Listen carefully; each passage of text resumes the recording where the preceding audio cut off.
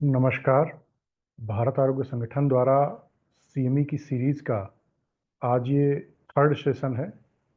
इससे पहले हम लोगों ने जो प्रैक्टिस में यूजफुल थिंग्स हैं उससे रिलेटेड अपनी ये सीरीज शुरू की थी, जिसका पहला टॉपिक हम लोगों ने लिया था एक्सरे फाइंडिंग्स। तो एक्सरे के लिए हम लोगों ने तीन सेशन सेलेक्ट किए थे। पहला सेशन था एक्सरे फिल्म असेस करना। एक्चुअली कई बार जो फिल्म हमारे सामने होती है उस फिल्म में ही कुछ टेक्निकल प्रॉब्लम्स होती हैं। कई बार टेक्नीशियन की प्रॉब्लम्स की वजह से, कई बार मशीन की प्रॉब्लम की वजह से, कई बार पेशेंट्स को जो कमांड दिए जाते हैं वो उसने सही से समझे नहीं होते हैं। इसकी वजह से वो फिल्म ही हमारे पास गलत आती है, और जब हम उसको इंटरप्रिटेट करते हैं तो एक डायग्नोसिस भी गलत बनती है, और साथ ही साथ उसमें फर्दर आगे ट्रीटमेंट की पॉसिबिलिटीज़ भी गलत हो जाती हैं। तो पहला सीएमई का पार्ट था एक्सरे फिल्म को जज करना कि वो फिल्म हमारे पास जो आई है वो टेक्निकली सही है या नहीं। दूसरा पार्ट हम लोगों ने लंग्स डिसीज़ पे देखा, क्योंकि एक्सरे का एक मेजर रोल लंग्स प्रॉब्लम्स के लिए है। काफ़ी पॉपुलर टेक्निक है आज भी लंग डिसीज़ को डायग्नोस करने के लिए। तो वो उसका पार्ट टू था। और आज थर्ड पार्ट हम लोग एक्सरे का जॉइंट डिसऑर्डर्स पर देख रहे हैं, बोन्स के लिए या जॉइंट डिसऑर्डर्स के लिए, फ्रैक्चर्स के लिए। इसके लिए भी एक्सरे आज भी एक बहुत यूज़फुल टेक्निक है। लेकिन जब ये प्रोग्राम हम लोगों ने 16 को प्रपोज किया था, कई स्टूडेंट्स के मैसेज आए कि चूंकि अब जॉइंट डिसऑर्डर्स में एमआरआई बहुत ज़्यादा यूज हो रहा है, तो जिन डिसीज़ में एक्सरे से हम लोग चीज़ों को डायग्नोस करने वाले हैं उन्हीं में एमआरआई की फिल्म में किस तरह की फाइंडिंग्स हमें मिल सकती हैं, इसको भी साथ में ऐड कर लिया जाए। तो इसके लिए 2 दिन प्रोग्राम पोस्टपोन किया गया। 16 से आज ये 18 तारीख को किया जा रहा है, ऐसी सूचना व्हाट्सएप ग्रुप पे दे दी गई थी। तो एक चीज़ और मैं इम्पोर्टेंट बताना चाहूँगा, भारत आरोग्य संगठन का जो व्हाट्सएप ग्रुप है उसमें जो परमिसिबल लिमिट है हमारे मेंबर्स की, करंटली दिखाई दे रहे हैं 1025। इससे आगे मेंबर्स को ज्वाइन करना इस ग्रुप में पॉसिबल नहीं है। इसलिए इसका एक सेकंड ग्रुप क्रिएट कर दिया गया है व्हाट्सएप पे ही, और जो दोनों ग्रुप्स में सेंड कर दिया गया है। बहुत सारी रिक्वेस्ट पेंडिंग पड़ी हुई हैं ज्वाइन करने के लिए, बट ये उसमें अब पॉसिबल नहीं हो पा रहा है। तो सभी से रिक्वेस्ट है कि भारत आरोग्य संगठन का जो सेकंड व्हाट्सएप ग्रुप है उसकी लिंक सभी जगह शेयर कर दी गई हैं। तो उसके माध्यम से ही उस ग्रुप में जुड़ जाएं, दोनों में एक्टिविटीज़ सेम ही रहेंगी। और जो सीएमई हम लोग आज अटेंड करने जा रहे हैं, ड्यू टू एनी कॉज, कई बार हम कंट्री के डिफरेंट पार्ट्स में होते हैं जिसमें कुछ नेटवर्क इश्यूज रहते हैं, वॉइस क्लियर नहीं पहुंचती है या पिक क्लियर नहीं हो रही होती है। तो ऐसी सिचुएशन में अगर प्रॉब्लम क्रिएट होती है तो आप इसका भारत आरोग्य संगठन का जो यूट्यूब चैनल है उसको आप सब्सक्राइब कर लीजिएगा। इस पूरे प्रोग्राम की जो रिकॉर्डिंग है वो उस पर अपलोड कर दी जाएगी। इससे ये बेनिफिट रहेगा कि आप अपने किसी दूसरे टाइम पे भी उसको देख सकते हैं। तो आज के हमारे जो टॉपिक्स इसमें आने वाले हैं, जो जॉइंट डिसऑर्डर्स में मोस्टली हम लोगों ने जो सबसे कॉमन सेलेक्ट किए हैं, जैसे cervical spondylosis, lumbar spondylosis, sciatica स्पॉन्डिलोस्थेसिस, या ऑस्टियोआर्थराइटिस, एवियन एवेस्कुलर नेक्रोसिस, ये भी काफ़ी पॉपुलर है। मेनिस्कल इंजरीज या लिगामेंटल इंजरीज, इनके बारे में भी हम लोग कई बार देखते रहते हैं। स्पोर्ट्स में एथलेटिक्स को कई बार हम लोगों को ये सुनने को मिलती रहती है। तो कुछ चीज़ें हैं जो एक्सरे में वाकई डायग्नोस नहीं हो सकती थी, इसलिए इसमें एमआरआई को ऐड कर लेना बेटर टास्क था। मेनिस्कल इंजरीज हों चाहे लिगामेंटल इंजरीज रही हों, जैसे एसीएल या पीसीएल की कॉमन इंजरीज हम लोग देखते हैं, इंटीरियर क्रूसिएट लिगामेंट की हो या पोस्टीरियर क्रूसिएट लिगामेंट की इंजरीज हो, स्पोर्ट्स में कई बार ऐसा देखने को मिलता है। तो इनके लिए हमारे लिए एमआरआई के थ्रू जाना बेहतर रहेगा। और हम लोग ये भी जानते हैं कि ये बहुत कॉमन नहीं है। ज़्यादातर कॉलेजेस में लगभग आज मुझे खुद मेडिकल फील्ड में लगभग 25 साल हो चुके हैं, मैं देखता हूँ कि मोस्ट ऑफ जगहों पर इन टॉपिक्स को उतना वेटेज नहीं दिया जाता है। लेकिन प्रैक्टिस में जब हम आते हैं तो हमारे पास आने वाले लगभग हर पेशेंट के पास में पैथोलॉजिकल रिपोर्ट्स, रेडियोलॉजिकल रिपोर्ट्स यानी एक्सरे, एमआरआई, कोई 2D को लेके आता है। ये जो चीज़ें होती हैं इनके साथ समय के साथ चलना बेहद ज़रूरी है। आयुर्वेदिक ट्रीटमेंट बहुत अच्छा है, बहुत सी क्रोनिक डिसीज में लाजवाब है, कोई कंपैरिजन ही नहीं। लेकिन इन रिपोर्ट्स को, इन फाइंडिंग्स को इग्नोर नहीं किया जा सकता। अगर हम आयुर्वेद में शुरुआत से देखें तो किसी भी डिसीज़ को डायग्नोस करने के लिए परीक्षाओं में जो हमें त्रिविध परीक्षाओं में दर्शन स्पर्शन प्रश्न की बात की जाती है, तो ये सब एक्सरे, ईसीजी, ये 2D को, एमआरआई, सीटी स्कैन, कहीं ना कहीं ये सब दर्शन में ही इंक्लूड हो जाती हैं। तो नए समय के साथ, नई टेक्नोलॉजी के साथ आगे बढ़ना, ये समय के साथ जरूरी अंग है, इसलिए हम सभी को अपडेट रहना चाहिए। तो इसी चीज़ को बेस बना के हम लोगों ने ये सीरीज शुरू की है। तो हम लोग आज के टॉपिक के साथ अब शुरुआत करते हैं। पहली डिसीज हम लोगों ने ली थी सर्वाइकल स्पॉन्डिलाइसिस। तो सर्वाइकल स्पॉन्डिलाइसिस को थोड़ा सा हम लोग ब्रीफ के साथ समझते चलेंगे। एक्चुअल में एक्सरे में या एमआरआई में जो भी चीज़ें हम देखते हैं, वो हमारे दिमाग में पहले से रहनी चाहिए कि क्या चेंजेस हुआ होगा नॉर्मल स्ट्रक्चर में, तब उसी चीज़ को हमको जाके उसमें ढूंढना होता है, क्या इसमें वैसा ही चेंज मिल रहा है या नहीं। तो इसीलिए हम लोग थोड़ा नॉर्मल से लेके एबनॉर्मल दोनों चीज़ों को देखेंगे कि एक नॉर्मल अगर उसी पार्ट का एक्सरे निकाल लिया जाए तब कैसा दिखाई देगा, या एमआरआई निकाला जाए तब वो कैसे दिखाई देगी, और अगर एबनॉर्मेलिटीज आ गई हैं तब वो चेंजेस कैसे आएंगे। तो फर्स्ट हम लोग देखते हैं, बहुत सिंपल सा, ये हमारी स्पाइन है, कोई भी नॉर्मल ह्यूमन बॉडी है, जिसमें हम लोग देख रहे हैं सर्वाइकल, थोरेसिक और लंबर स्पाइन बने हुए, सारे वर्टिब्रास रखे हुए हैं। वर्टिब्रा की स्ट्रक्चर सभी के लिए दिमाग में कॉमन बनी होती है। एक वर्टिब्रा है, उसकी बॉडी है, पीछे फिर ट्रांसवर्स प्रोसेस है, स्पाइनस प्रोसेस है, दोनों, एक वर्टिब्रल कैनाल है जिसमें से स्पाइनल कॉर्ड होके जा रही है, और वर्टिब्रास के बीच में इंटरवर्टिब्रल डिस्क रखी होती है। ये एक सामान्य सी हमारी एक स्ट्रक्चर है जिसको हम समझ रहे होते हैं। अब एक पर्टिकुलर पोर्शन का देखें, जैसे एक सर्वाइकल स्पाइन, ये तो पूरा हमारा स्पाइन हम लोग देख रहे हैं। अब इसका एक पर्टिकुलर सर्वाइकल स्पाइन हम लोग देखते हैं। ये रहा हमारा सर्वाइकल स्पाइन। हम लोग देखते हैं 7 वर्टिब्रीज होती हैं, C1 C2 से लेकर C7 तक। सभी वर्टिब्रा के बीच में अगर देखें तो एक इंटरवर्टिब्रल डिस्क रखी हुई है, ये बड़ी कॉमन है। ये देखिए, ये हमारी वर्टिब्राज हैं। इनके बीच में जो ये ग्रे कलर समझिए दिख रहा है, ये इंटरवर्टिब्रल डिस्क है हमारी। ये सब बड़ी बड़ी कॉमन चीज़ है। तो पहले लेकिन नॉर्मल स्ट्रक्चर जब हमारे दिमाग में रहती है तो अभी इसी स्ट्रक्चर को हम लोग एक्सरे में देखेंगे, तब हम आसानी से समझ पाएंगे कि किस तरह के चेंजेस हो रहे हैं। तो ये C1 to C7 हम लोगों ने देखा। दोबारा से लेते हैं इसको। हाँ, तो इस स्ट्रक्चर में हम लोग जब देख रहे हैं,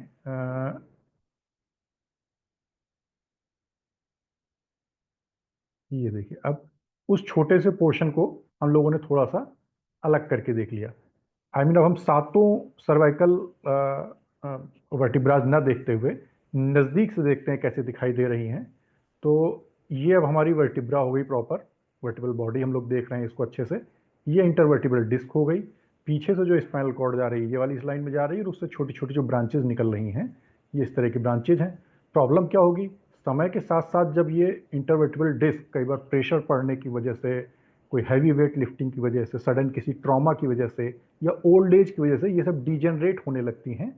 तो ये कहीं से पीछे बल्ज हो जाएंगी, और बल्ज हो जाएंगी तो ये पीछे जो नर्व्स जा रही हैं उसके ऊपर ये प्रेशर क्रिएट करेंगी, जिसकी वजह से नर्व रूट कंप्रेशन हो सकता है, नर्व प्रेशर होता है, और हमको फीचर्स मिलना शुरू होते हैं। इसको थोड़ा सा हम लोग फिर और डिटेल में देख लेते हैं। तो एक नॉर्मल हेल्दी पिक्चर थी। अब इसी चीज़ को हम लोग देखते हैं। ये देखिए कंडीशन, यहाँ पे हम लोग देखें तो ये एक नॉर्मल वर्टिब्रा हो गई, ये नॉर्मल इंटरवर्टिब्रल डिस्क हो गई। नॉर्मल ऐसे दिखाई देनी चाहिए। डिलीट कर देते हैं, समझ में आती रहेगी। उम्र के साथ साथ मान लीजिए किसी भी डिजेनरेटिव कॉज या ट्रॉमा, किसी भी वजह से डिस्क थोड़ा सा ब्रेक हो गई। ब्रेक होने के बाद प्रेशर जब लगातार पड़ता रहेगा तो ये देखिए बल्ज होने लगेगी। ये बल्जिंग आ रही है, जिसे हम लोग नॉर्मल भाषा में कई बार इंटरवर्टिब्रल डिस्क प्रोलैप्स कह देते हैं, IVDP कह देते हैं, या स्लिप डिस्क कह देते हैं, कॉमन डिस्क हर्निएशन कह देते हैं। बहुत तरह की हमारी टर्मिनोलॉजी यहाँ पे यूज हो सकती है। पीछे बल्ज होने के बाद में देखिए, इसके बाद में अब इन दो वर्टिब्रास के बीच में देखिए जो गैप है वो काफ़ी कम हो गया। नॉर्मली यहाँ देखते हैं नॉर्मल वाले पे दो वर्टिब्रास के बीच में इंटरवर्टिब्रल डिस्क, जिसकी एक नॉर्मल थिकनिंग थी नॉर्मल स्टेज में।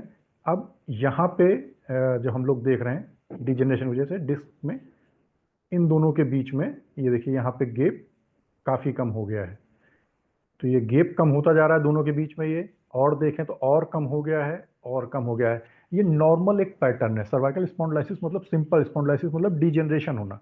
तो सर्वाइकल रीजन की जो हमारी वर्टिब्रीज हैं वहाँ पे डिजेनरेशन हो रहा है, बोन्स में भी होगा, इंटरवर्टिब्रल डिस्क में भी होगा। तो ये जो पिक्चर हमारे दिमाग में रखेगी, तो अब हमको एक्सरे या MRI समझना बहुत आसान रहेगा।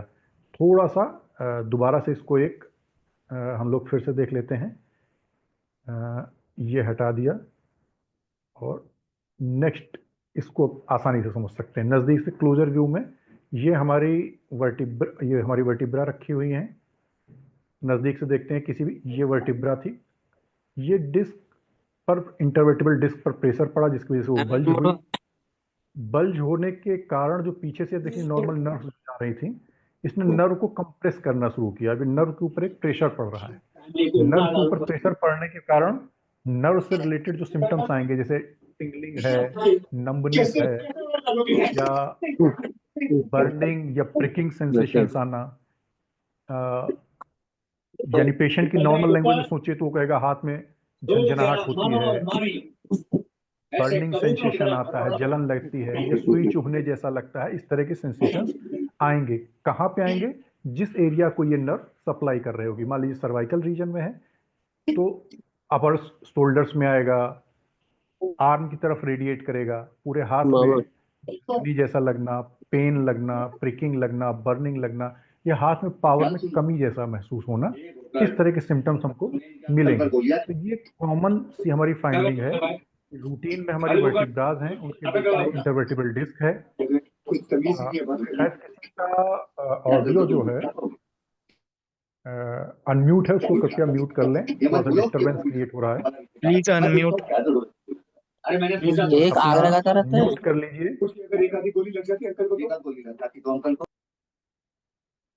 हाँ, धन्यवाद।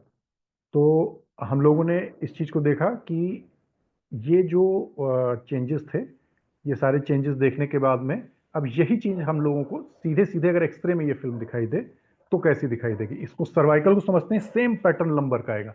वहाँ पे भी सर्वाइकल या लंबर वर्टिब्रल हो जाएंगे, लंबर वर्टिब्रा हो जाएंगी। वहाँ पे भी डिस्क है, इंटरवर्टिबल डिस्क है। ऐसे ही वो डिस्क और इंटरवर्टिबल डिस्क जो हैं समय के साथ साथ डिजेनरेट होती हैं कारणों से, अपने चाहे ट्रॉमा हो या एज रिलेटेड हो, उसकी वजह से पीछे वहाँ नर्व्स पे प्रेशर पड़ता है। अब सर्वाइकल नर्व्स पे प्रेशर पड़ रहा है तो इसकी वजह से जो इनका डिस्ट्रीब्यूशन एरिया है, यानी इसके जो सिम्टम्स आएंगे वो हाथों की तरफ आएंगे, अपर शोल्डर में, नेक में और हाथों की तरफ जाएंगे। वैसा ही अगर लंबर स्पॉन्डिलाइसिस होगी तो उसके जो फीचर्स हैं, पीछे चूंकि सियाटिक नर्व बनी हुई है तो वहाँ सियाटिक नर्व पे कंप्रेशन आएगा, उसकी वजह से वो सारे सिम्टम हमको हिप रीजन में, थाइज में, लेग्स में, even up to the fingers, यहाँ तक सारे सिम्टम्स दिखाई देंगे। तो अब हम लोग कंपेयर करते हैं एक बार दोबारा से देखते हुए। ये रही हमारी एक नॉर्मल हमारी जो सर्वाइकल स्पाइन है, वर्टिब्रीज हैं, इंटरवर्टिबल डिस्क हैं, पीछे नर्व्स हैं। अब इसको हम लोग देखते हैं एक्सरे में। अगर नॉर्मल एक्सरे देखा जाए तो ये ऐसा दिखाई देगा। अब इसको बिल्कुल वैसे ही देखते हैं, इस पर थोड़ा सा ध्यान लगाएंगे, आराम से चीज़ें सब समझ में आएंगी, बहुत आसान रहता है ये सब देखना।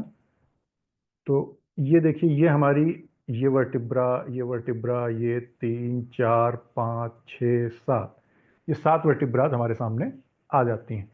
क्योंकि एक्सरे हार्ड स्ट्रक्चर को प्रॉपर वे में शो कर देता है, जो सॉफ्ट टिश्यूज होते हैं वो एक्सरे में बहुत अच्छे से नहीं आ पाते हैं यहाँ पे, अदर देन लंग्स अगर हम बात करें तो। जैसे अब यहाँ पे नर्व्स जो अगर हमको दिखाई देनी चाहिए तो वो एक्सरे में क्लियर नहीं आएंगी। इंटरवर्टिबल डिस्क क्लियर नहीं आएगा। हाँ, उसके बीच में एक आपको गेप जैसा जरूर दिखाई देगा। ये देखिए, इसको थोड़ा सा हम लोग बड़ा करके देख लेते हैं।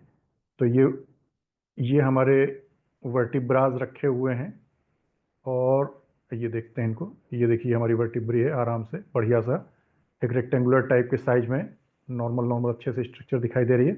और सबसे इंपॉर्टेंट है इन दोनों के बीच का ये गेप, ये इंटरवर्टिबल डिस्क यहाँ पर रखी हुई है, ये इनका गेप दिखाई दे रहा है। तो ऐसा हमको क्लियरली नॉर्मल उसमें दिखाई देना चाहिए। ये देखिए, अब इसी को एक और देख लेते हैं दूसरे साइड में। अगर ये तो माउथ है स्ट्रक्चर, तो अभी इस साइड को माउथ है, अब ये दूसरी साइड को माउथ हो गया। लेकिन स्ट्रक्चर्स देखते हैं तो साफ सुथरी देखिए वर्टिब्रा दिखाई दे रही हैं। फिर देख लेते हैं, ये हमारी वर्टिब्रा जो हैं एकदम जिस स्ट्रक्चर की जो होती हैं, देखिए ये आराम से पूरी ये स्ट्रक्चर्स बन जा रही हैं। और सबके बीच में एक गेप भी है, जो गेप ये शो कर रहा है कि इंटरवर्टिबल डिस्क की थिकनिंग जो है वो भी मेंटेन है। उम्र के साथ साथ जैसे उसमें प्रेशर पड़ता है, ब्रेक पड़ता है, वो थिन होती जाती है। तो इसी को डॉक्टर्स कई बार अपनी लैंग्वेज में कह देते हैं कि गैप कम हो गया। जैसे ये पार्ट जो है ये गैप, तो ये गैप हमको साफ साफ अच्छे से दिखाई दे रहा है, सब कुछ अच्छा है। ये एक नॉर्मल सर्वाइकल स्पाइन की पिक्चर थी। ठीक है, अब देखते हैं अब नॉर्मल। अब ये देखिए, इसको देखना शुरू करें, फिर एक बार नॉर्मल देख लेते हैं। नॉर्मल के साथ कंपेयर कर लेंगे अभी। ये देखिए यहाँ तक ठीक था, ये आपने देखा ये ऊपर की वर्टिब्रा जो थी ठीक थी। 1 1 2 3 4 5 6 7। अब यहाँ पे हम अगर देखते हैं तो अब स्पेसिफिकली देखिए ये फिफ्थ सिक्स, दोनों के बीच में देखिए गैप कितना कम हो जा रहा है, जबकि ऊपर कंपेरेटिवली था। सिक्स्थ और सेवेंथ, अब ये सेवेंथ में देखिए, सिक्स्थ में देखिए, दोनों के बीच में गैप देखिए काफ़ी कम हो जा रहा है। अब इसी को इरेज करके फिर से देखते हैं, थोड़ा सा बड़ा कर लेते हैं और समझ में आएगा। ये देखिए ये जो वर्टिब्राज हैं, इनमें अगर आप देखते हैं तो हमारे पास देखने के लिए इसमें चीज़ें क्या हैं। क्योंकि सर्वाइकल स्पॉन्डिलोसिस में हम लोगों ने क्या सीखा कि डिजेनरेशन होने जा रहा है, डिजेनरेशन हो रहा था। अब देखिए बोन की स्ट्रक्चर्स भी जो सिमेट्री थी वो जनरली ऐसे होनी चाहिए थी। अब ये एडिशनल जो इतना पार्ट दिखाई दे रहा है ये ऑस्टियोफाइट्स हैं, लिपिंग जिसे कहते हैं। तो ये देखिए इसके बॉर्डर्स भी जो है थोड़ा सा इरेगुलर हैं, देखिए वेवी वेवी करके हैं, जो एकदम स्ट्रेट होना ऐसा चाहिए था, ऐसा होना चाहिए था, ऐसा ऐसा। तो अब ये देखिए ये डिजेनरेशन मार्क्स मिल रहे हैं, यहाँ पे ऑस्टियोफाइट्स मिल रहे हैं, दोनों के बीच में गैप जो है काफ़ी कम हो गया, मतलब इंटरवर्टिब्रल डिस्क थिन हो चुकी है। तो ये हमारे लिए क्लियर कट पिक्चर है, ये सर्वाइकल स्पॉन्डिलाइसिस का केस है। अब फिर नॉर्मल से कंपेयर कर लेते हैं एक बार जाके। ये देखिए ये नॉर्मल है, दोनों देख लेते हैं, ये नॉर्मल है। वर्टिब्रा देखिए साफ सुथरी एकदम रेक्टेंगुलर फेस में, और जो इनके बॉर्डर्स हैं जैसे हम लोगों ने अभी कंपेयर किया था, फिर उसको देखते हैं एक बार। बॉर्डर देखिए, देखिए सब एकदम स्ट्रेट स्ट्रेट बॉर्डर है, अच्छे से रेक्टेंगुलर शेप आ रही है, बीच में अच्छा खासा ये देखिए गैप भी है। यही चीज़ अब हम लोग जाके फिर देखते हैं उसमें सर्वाइकल स्पॉन्डिलाइसिस वाली केस में। अ, ये आती है। अब इसमें देखिए, इसमें जो वर्टिब्राज हैं आराम से बड़े आसानी से समझ सकते हैं, कोई दिक्कत नहीं। ये देखिए थोड़ा सा वेवी होते चले जा रहे हैं स्ट्रक्चर में भी, और साथ साथ जो बीच का ये गैप है ये काफ़ी कम हो गया है। इसका मतलब अब हम लोग वहाँ पे अब रिपोर्ट देखेंगे, अगर इसकी एक्सरे की रिपोर्ट लिख के आई होती तो उसमें लिखा होता degenerative changes noted at level C5 C6 and C6 C7। C5 C6 के बीच में डिजेनरेटिव चेंजेस अच्छे दिखाई दे रहे हैं, और C6 C7 के बीच में osteophytes are seen, degenerative changes are noted, ऐसा करके वो आपको एक रिपोर्ट दे देंगे। तो हमारे लिए टेक्निकली ये भी देखना अच्छा है कि ज़्यादातर आप देखेंगे जैसे C4 C5 C6 C7 lower vertebrae हैं, इन पर प्रेशर ज़्यादा रहता है, तो ज़्यादा डिजेनरेशन के केसेस भी यहीं पे मिलते हैं। तो ये चीज़ हमारे लिए अब आगे के ट्रीटमेंट में हमको हेल्प करेगी कि C6 C7 या C5 वाले से कौन सा एरिया, किस एरिया को डिस्ट्रीब्यूट हो रहा था, नर्व डिस्ट्रीब्यूशन हमारा कहाँ जा रहा था। तो हाथ के या जो भी पार्ट जहाँ पे भी इनका डिस्ट्रीब्यूशन होने वाला है उसी एरिया में सिम्टम्स हमको ज़्यादा मिलेंगे। आप सभी का नर्व का डिस्ट्रीब्यूशन देखते हैं, C1 का अलग है, C2 का अलग है, C3 का अलग है, C4 का अलग है, C5 का अलग है। तो जो एरिया अब यहाँ पे ये देखिए C5 C6 और C7 से पर्टिकुलरली सपोर्टेड होगा, वहाँ पर आपको सिम्टम्स जो नर्व्स वाले मिलेंगे, नर्व वाले वो आपको मिलने लगेंगे, चाहे वो टिंगलिंग हो, नंबनेस हो, प्रिकिंग हो, बर्निंग हो, या लॉस ऑफ पावर हो। तो ये हम लोगों ने देखा सर्वाइकल स्पॉन्डिलाइसिस को एक्सरे में। अब यहाँ पे हमें ये भी समझ में आ रहा है कुछ चीज़ें ऐसी हैं जो सॉफ्ट टिश्यूज़ में जो हमको एक्सरे में नहीं दिखाई दे रहे। अब उसको हम लोग देख लेते हैं एमआरआई में। एमआरआई में हम लोगों के पास कैसी पिक्चर आने वाली है, ये देखते हैं। अब ये एक नॉर्मल एमआरआई आया। नॉर्मल एमआरआई सुनने में टेस्ट बड़ा लगता है तो बहुत कठिन होता होगा, ऐसा कुछ नहीं, ये और आसान होता है क्योंकि चीज़ें और अच्छे ढंग से हमको दिखाई दे रही होती हैं। अब ये देखिए ये पेशेंट का फेस है, और फेस के साथ हम लोगों को वर्टिब्रास देखने जा रहे हैं। इसमें देखिए अच्छे से कोई इंटरवर्टिबल डिस्क भी हमको दिखाई दे रही है। ये ये पट ये अगर वर्टिब्रा है, अच्छे से देखो, ये वर्टिब्रा रखी हुई है रेक्टेंगुलर, बॉर्डर्स वगैरह नीट एंड क्लीन, और बीच में इंटरवर्टिबल डिस्क भी रखी हुई है जो हमको दिखाई दे रही है। ये देखिए, ये देखिए, और पीछे ये जो जा रही है ये स्पाइनल कॉर्ड है आपकी। मजे की चीज़ ये है कि जब हम लोग पहले डिस्कस कर रहे थे, आपको पिक याद आएगी, कि जब इंटरवर्टिबल डिस्क थोड़ा सा प्रोलैप्स होके पीछे नर्व पे कंप्रेशन डालती हैं, ऐसा होता है डीजनरेशन के बाद में। यहाँ पे देखिए ऐसा कोई कंप्रेशन नहीं है, वर्टिब्रा अपनी जगह पे फिट है, इंटरवर्टिबल डिस्क अपनी पोजीशन पर रखी हुई है, स्पाइनल कॉर्ड की तरफ कोई कोई कंप्रेशन नहीं है। तो ये एक नॉर्मल एमआरआई है। दूसरा देखते हैं एक बार फिर से, ये नॉर्मल एमआरआई, साफ सुथरा, बोन्स भी, वर्टिब्रा भी अच्छी हैं जैसी होनी चाहिए, इंटरवर्टिबल डिस्क भी अच्छी हैं, अपनी पोजीशन पे है, स्पाइनल कॉर्ड पीछे से अच्छे से दिखाई दे रही है, सब कुछ अच्छा। नेक्स्ट नेक्स्ट स्लाइड देखते हैं, सेम वही पैटर्न देखिए, ये भी एकदम अच्छे से है। आप देखते चले जाएं, C1, C2, C3, C4, C5, C6, C7, नीचे कुछ डॉर्सल वाली भी दिखाई दे रही हैं। यहाँ पर भी हम देखते हैं, ये देखिए, ये हमारी वर्टिब्राज क्लियरली रखी हुई हैं सारी, सर्वाइकल वाली। ये देखिए बीच की इंटरवर्टिबल डिस्क भी है, सेरिब्रोस्पाइनल फ्लूइड, पीछे ये स्पाइनल कॉर्ड जाती हुई ब्लैक कलर की जो कॉर्ड जैसी दिखाई दे रही है, और ये ऊपर हमारा जो है ये ब्रेन का स्ट्रक्चर है, पीछे से हिंड ब्रेन की तरफ से आता हुआ, मिड ब्रेन पॉन्स मेडुला, उसके बाद से आगे से कंटिन्यूएशन में आती हुई हमारी ये स्पाइनल कॉर्ड। ये एकदम नॉर्मल एमआरआई है, सब कुछ अच्छा नीट एंड क्लीन साफ दिखाई दे रहा है। अब हम देखते हैं कि अगर सर्वाइकल स्पॉन्डिलिस हो जाए तो एमआरआई में कैसे दिखाई देगा। नॉर्मल तो हमने देख लिया ये, अब देखते हैं ये देखिए नेक्स्ट, इसमें देखिए कहीं कुछ चेंज थोड़ा समझ में आया। अब आप देखेंगे, ये देखते हैं यहाँ से, ये ठीक रखी हुई है, ये भी ठीक है, इसके बीच में इंटरवर्टिबल डिस्क भी बढ़िया प्लेस है, कोई दिक्कत नहीं, ठीक है ठीक है। यहाँ पे जैसे ही आप आते हैं इस लेवल पे देखिए, इस लेवल पे ये जो थोड़ा सा पीछे बल्जिंग है, जो हम लोग अभी एक्सरे के टाइम पे देख रहे थे कि ये इंटरवर्टिबल डिस्क जो है वो पीछे की ओर बल्ज हो जाती है डिजनरेशन होने की वजह से। डिलीट करते हैं, आई मीन इरेज करते हैं, फिर देखते हैं इसी को अच्छे से। ये देख लीजिए, अब 1 2 3 4, ये 4 5 के बीच में आया, 5 6 के बीच में आया, देखिए ये यहाँ पे ये देखिए ये वाला हिस्सा पर्टिकुलरली, ये वाला दो पार्ट देखिए, और ऊपर देखिए इंटरवर्टिबल डिस्क इन दो जगहों को छोड़कर लगभग सब जगह अपनी प्रॉपर पोजीशनिंग पे है, लेकिन ये थोड़ा सा पीछे की ओर बल्ज हो गई है, तो बल्ज होने की वजह से ये नर्व पे थोड़ा सा कंप्रेशन क्रिएट करेंगी। तो ये थोड़ा सा भी माइल्ड लेवल का केस है, और सीरियस हो सकता है। थोड़ा सा और देखते हैं, अगर ये कंप्रेशन और ज़्यादा बढ़ जाए, ये पीछे की ओर बल्जिंग और ज़्यादा आ जाए, तो कैसा पिक्चर हमको दिखाई देगा। ये देखिए, ये अपना फेस है पेशेंट का, इधर का फेस बना हुआ है, ये मान लीजिए ये इधर का मुंह करके पेशेंट है, ये नेक की तरफ हम लोग आ गए, ये अपना वही ब्रेन वाला पीछे का पोस्चर आ रहा है, ये स्पाइनल कॉर्ड जा रही थी, लेकिन यहाँ से देखना चाहिए सीधे 2 3 4, ये पूरी तरह से इंटरवर्टिबल डिस्क जो है वो स्पाइनल कॉर्ड को प्रेस कर रही हैं। ये हम सर्वाइकल माइलोपैथी कहते हैं, जहाँ पे स्पाइनल कॉर्ड पे कंप्रेशन डायरेक्ट पड़ रहा हो। इस तरह के केस थोड़ा सा कठिन होते हैं, कई बार सर्जरी की जरूरत भी पड़ जाती है अगर सडन ट्रॉमेटिक या ऐसा एक्सीडेंटल केसेस की वजह से हुए हों। कई बार डिजेनरेशन की वजह से अगर इतना बल्जिंग हो रही है, स्लिप डिस्क जैसी जो स्थिति है, या इंटरवर्टिबल डिस्क प्रोलैप्स जैसी जो कंडीशन है वो बन रही हो, तो मेडिसिन वगैरह के साथ कुछ समय तक हम लोग देखते रह सकते हैं। ये देखिए थोड़ा सा बड़ा करके देखें, तो ये देखिए यहाँ पे साफ साफ क्लियर दिखाई दे रहा है। ये देखिए ये पूरा का पूरा इंटरवर्टिबल डिस्क जो है ये स्पाइनल कॉर्ड के ऊपर प्रेस कर रही हैं। तो यहाँ पे हम लोग देख ले रहे हैं कि ये थोड़ा सा कॉम्प्लिकेटेड केस है। तो इस तरह से शॉर्ट में हम लोग देखें तो बड़े ही आसानी के साथ जो चीज़ें थोड़ा कठिन लगती हैं, आसानी के साथ हम लोग उसे डायग्नोस कर सकते हैं।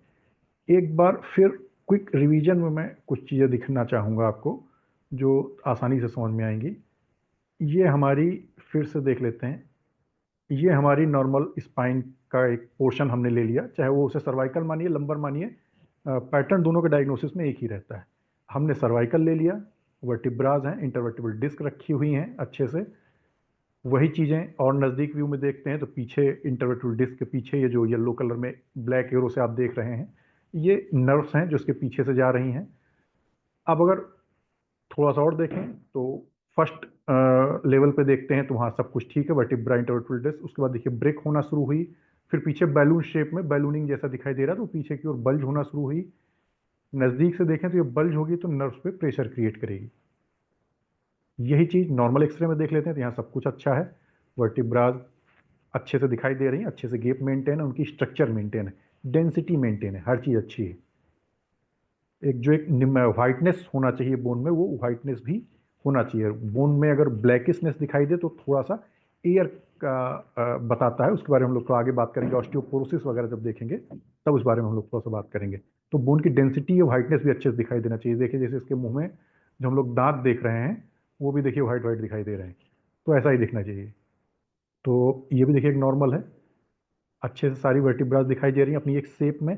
इसके लिए थोड़ा सा हमारे लिए भी एक महत्वपूर्ण हो जाता है कि जैसे हम कोई चीज़ देखने की कोशिश करते हैं कि एक्सरे में कैसे दिखाई देगी या एमआरआई में कैसे दिखाई देगी, तो उसकी एक नॉर्मल पिक्चर वो हमको हमारे ब्रेन में होनी चाहिए कि ये होती ऐसी है। तो अगर वो वैसी नहीं है तो मतलब कुछ अब नॉर्मल है।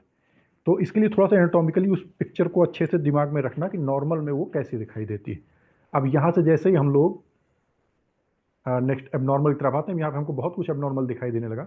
वर्टिब्रा की जो स्ट्रक्चर है उसमें एबनॉर्मलिटी दिखाई दे रही है, उसके बीच का जो गेप है उसमें एबनॉर्मलिटी दिखाई दे रही है, ऑस्टियोफाइट्स खूब सारे दिखाई दे रहे हैं। तो ये देखिए ऑस्टियोफाइट्स फिर से देख लेते हैं क्योंकि ये एक बड़ी कॉमन फाइंडिंग है, सबसे ज़्यादा यही लिख के आता है। ये देखिए जो लिपिंग जैसा दिखाई दे रहा है, ये छोटे छोटे स्पर्स, बोन स्पर्स, कई बार कह देते हैं डॉक्टर हड्डी बढ़ गई, बहुत सारे ऐसी टर्मिनोलॉजी यूज की जाती है।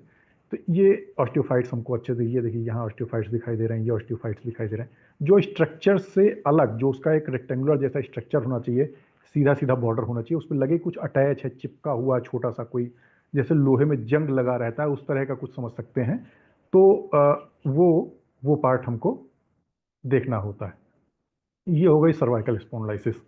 एमआरआई में चले आते हैं, देखना यहाँ भी वही है, अच्छे से वर्टिब्रास रखी हुई है, इसमें इंटरवर्टिब्रल डिस्क भी हमको अच्छे से दिखाई दे रही है, स्पाइनल कॉर्ड वगैरह भी दिखाई दे रही है। ये सारी चीज़ें उसमें एक्सरे में क्लियर नहीं होती।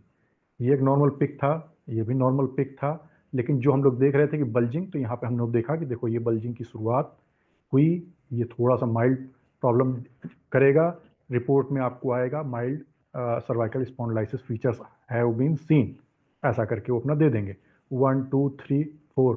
तो between C4 and C5, C5 and C6, इस तरह से लिख के आपके पास में आएगा। नेक्स्ट ये थोड़ा सा क्रिटिकल है, इसमें जो इंटरवर्टिबल डिस्क है वो सीधे सीधे जाके नर्व, स्पाइनल नर्व को ही कंप्रेस कर रही है। तो ये चीज़ जो हम देखेंगे तो ये थोड़ा सा, यानी जो हम रिपोर्ट देख रहे हैं कई बार हमको खुद फिल्म देखनी चाहिए, जो रिपोर्ट आई है कागज में बन के, उसकी बजाय आप ये ब्लैक फिल्म ही देखना प्रेफर करिए। उसमें आप खुद असेस कर लेंगे कि पेशेंट को आपका लाइन ऑफ ट्रीटमेंट किस डायरेक्शन में जाना वाला, कंजर्वेटिव होने वाला है या सर्जिकल की ही नीड है या पर्टिकुलर इमीडिएट रेस्ट के साथ कुछ प्रोसीजर्स की ज़रूरत है, ये आप डिसाइड कर पाएंगे। वहाँ पे पेपर पे जनरली वो माइल्ड मॉडरेट की ही फॉर्म में लिख के दे देते हैं, और जब तक आप ब्लैक फिल्म को ठीक से नहीं देखेंगे तो कई बार मॉडरेट का जो क्राइटेरिया है, कई बार जो सीवियर का जो क्राइटेरिया, वो पेपर पर उतना अच्छा नहीं समझ में आता लिखा हुआ, जबकि जब आप खुद फिल्म को देखें तो फिल्म को देखने की हमेशा आदत डालिए। अब इसी पार्ट को हम लोग लेके चलते हैं लंबर पे। ये आए हम लोग लंबर पे। अब जैसे हम सर्वाइकल को देख रहे थे वैसे ही हम लोग अब लंबर को देखेंगे। थोड़ा सा इसकी एनाटॉमी में थोड़ा सा पीछे जाते हैं। ये हमारा सैक्रम है, देखिए ये सैक्रम वाला हो गया bone. L5, L4, L3, L2, L1। तो पांच ही हमारी लंबर वर्टिब्रा होती हैं, तो हमारे पास पांचों लंबर वर्टिब्रा हमको क्लियर क्लियर दिखाई दे रही है। और फिर मजे की चीज़ देखिए, दोनों में बढ़िया से सबके बीच में देखिए कितना अच्छा गेप है, यानी इंटरवर्टिबल डिस्क जो है वो अच्छे से अपनी थिकनेस उसकी मेंटेन है, कहीं कोई डिजनरेशन ब्रेकिंग वगैरह नहीं है। तो ये हो गया हमारा एक normal lumbar X-ray. Lateral view में देख रहे हैं, देखने में थोड़ा सा और आसान रहता है। ये देखिए, इसको मिटा देते हैं। ये हमारे वर्टिब्रास रखे हुए हैं। फिर देख लेते हैं, ये हमारे वर्टिब्रास रखे हुए हैं, ये उनका पीछे का जो स्पाइन ट्रांसवर्स प्रोसेस, और ये जो उनका स्पाइनस प्रोसेस दिखाई दे रहा होता है। ये वर्टिब्रा की आप जब स्ट्रक्चर देखेंगे तो उसमें आपको समझने में आसान जाएगा। ये वही पार्ट है जिसको अगर डायग्राम बना के समझाना चाहें देखेंगे तो कोई भी जो आपकी वर्टिब्री रहती है, वर्टिब्रा रहती है, लगभग वो इस तरह की रहती है, उसकी बॉडी हो जाती है। और ये थोड़ा सा, ये देखिए, ये उसकी स्ट्रक्चर देखेंगे तो ये स्पाइनस प्रोसेस ऐसे, और ऐसे इसके ट्रांसवर्स प्रोसेस रहते हैं। और ये बीच में वर्टिब्रल कैनाल है जहाँ से होके स्पाइनल कॉर्ड जा रही होती है। तो ये इसके ट्रांसवर्स प्रोसेस हो गए, एनाटॉमी में अच्छे से याद आ जाएगा। और ये सब इसके स्पाइनस प्रोसेस हैं। ये इसकी वर्टिब्रा है, वर्टिब्रा की बॉडी है जिसे हम लोग कहते हैं। पैक सॉलिड, इस तरह की हमारी रहती है। तो यही जो पीछे का पार्ट है स्पाइनस प्रोसेस है, वो हमको यहाँ पे देखिए ये पीछे की ओर दिखाई दे रहा होगा, क्योंकि ये ऐसे रखी हुई लेटरल व्यू में हम लोग देख रहे हैं। तो ये स्पाइनस प्रोसेस यहाँ दिखाई दे रहा है और ये सब ट्रांसफर प्रोसेस की इमेजेस हमें दिखाई देती हैं। तो ये एक नॉर्मल पिक्चर है लंबर स्पॉन्डिलाइसिस का, सॉरी लंबर स्पाइन का। अब इसी चीज को हम लोग देखते हैं लंबर स्पॉन्डिलाइसिस में कैसा दिखाई देगा। बिल्कुल जैसे हम लोगों ने सर्वाइकल के बात की थी, बिल्कुल इसी तरह आप देखिए ये जो हमारी वर्टिब्रा है, ये देखिए दोनों बड़ी नज़दीक नज़दीक आ गई, जो एक अच्छा सा गेप होना चाहिए वो नहीं मिल रहा है। ये देखिए ये ऑस्टियोफाइट्स, ये ऑस्टियोफाइट्स, ये ऑस्टियोफाइट, ये ऑस्टियोफाइट्स, ये ऑस्टियोफाइट्स, सब देखेंगे। और इसकी जैसे आप देख रहे हो तो कितनी अच्छी से थिकनेस जैसे जनरली होनी चाहिए एक वर्टिब्रा की। अब ये देखते देखते आप L5 में आएंगे, देखिए एकदम पिचक गई है, इस कंडीशन में आपको दिखाई दे रही है, कंप्रेस्ड। तो यहाँ से आपका ये सैक्रम शुरू हो जाता है नीचे का। तो यहाँ पे देखिए इसकी थिकनेस जैसी होनी चाहिए, एक नॉर्मल वर्टिब्रा जैसा होना चाहिए, उससे कितना कम हो चुकी है डिजेनरेशन, खूब अच्छे से दिखाई दे रहा है। गैप कम है, फिर थोड़ा सा मिटा के देख लेते हैं अच्छे से दोबारा। ये देखिए एक नॉर्मल के साथ में कंपेयर करके फिर देख लेते हैं, ये रही हमारी नॉर्मल। अब यहाँ पे देखिए, ये देखिए L5 ऐसी थी हमारी L5, ये रही हमारी L5, इतनी मोटी मोटी ये सब, ये देखिए ये रखी हुई है ऐसे ऐसे। और इनमें देखिए इनने एक फिनिशिंग देखिए, एक अच्छा सा बॉर्डर्स देखिए कितना अच्छा सा टच है, कहीं कोई वो नहीं। अब यहीं पे ऑस्टियोफाइट्स होते तो ये सब ऐसे टेढ़े मेढ़े, कुछ यहाँ पे कुछ चिपका हुआ लगेगा, यहाँ पे कुछ बोनी स्पर्स टाइप के छोटे छोटे, इस तरह से कहीं यहाँ पे कुछ ऐसा कुछ ऐसा, इस तरह से हमको दिखाई देने लगते हैं। और ये गेप जो है वो कम होने लगता है वर्टिब्रल इंटरवर्टिब्रल डिस्क के ब्रेक होने की वजह से। तो फिर देख लीजिए, नॉर्मल देख लिया, अब तुरंत देख लेते हैं इसी के साथ एबनॉर्मल। ये आ गया एबनॉर्मल, जो चीज़ें हम लोग बात कर रहे थे वही सारी चीज़ें इसमें फिर देखने को मिल रही हैं। ये देखिए ये ऑस्टियोफाइट्स दिखाई दे रहे हैं, स्ट्रक्चर भी देखिए चेंज हो गई है टेढ़ी मेढ़ी। ये देखिए यहाँ, यहाँ पे ये सब जो लग रहा है जैसा कुछ चिपका हुआ। और ख़ासतौर से अभी हम लोगों ने L5 देखी थी, तो यहाँ पे L5 की थिकनेस देखिए। तो साफ समझ में आ रहा है डिजेनरेशन हो रहा है बोनी स्पर्स वगैरह, स्पेशली L5 S1 लेवल पे, L5 S1 level, L4 L5 ज़्यादा प्रॉब्लम है। इसको मार्क करके भी देख लेते हैं। ये देखिए L4 L5 के बीच का जो गैप होना चाहिए था लगभग लगभग गायब है। L5 काफ़ी ज़्यादा डिजेनरेट हो चुकी है, और S1 के साथ में यानी सेक्रम के साथ में यहाँ पे भी स्पेस रिडक्शन बहुत ज़्यादा है। तो इसमें आपको एक एक्सरे अगर रिपोर्ट लिख के मिलेगी तो ये मिलेगी, changes of lumbar spondylosis have been noted at level L4 L5 L5 S1 osteophyte seen, degenerative changes noted, ऐसा करके वो आपको एक रिपोर्ट बना के दे देंगे। तो ये चीज़ें हमारे लिए देखने के लिए ये बड़ा आसान हो जा अच्छा रहता है, क्योंकि अब देखिए आपको यहाँ पे पेशेंट आया कमर दर्द के लिए, पेशेंट की लैंग्वेज तो ये होगी उसे बैक पेन हो रहा है। आप ट्रीटमेंट में कुछ आयुर्वेदिक प्रोसीजर मान लीजिए पंचकर्मा में करना चाहते हैं, कि आपको लगता है कि मुझे इसका कटिवस्ती करना चाहिए था, तो कटिवस्ती करते समय भी अब आपका जो पाली बनेगा कहीं भी नहीं बनेगा, वो एनाटॉमिकली पेशेंट की बैक पे आप लेवल कर लीजिए कि वो आपका जो पाली बनना चाहिए वो ऐसा बनना चाहिए, जो ये अफेक्टेड एरिया है इतने में बनना चाहिए। मान लीजिए इधर थोड़ा सा ये आपका सर्कल ऐसा बनना चाहिए जहाँ पे अफेक्टेड है, अब इसके बीच में आप ऑयल फिल करें, क्योंकि अफेक्टेड पोर्शन तो यही है। अब हम कहीं भी बना दे रहे हैं वो पाली तो उसका कोई मतलब नहीं है।